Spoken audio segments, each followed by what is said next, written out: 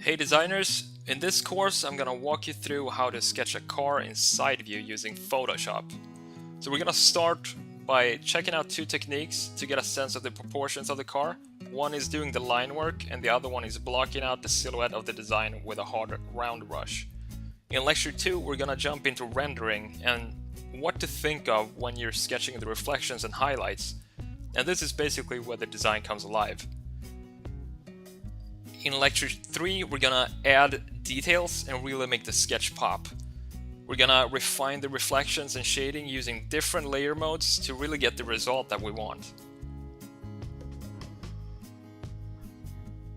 And in the final lecture, we're gonna talk about coloring and how you can sharpen the whole image up as a final touch. I know you're gonna enjoy this course, and I hope to see you there. Take it easy, guys.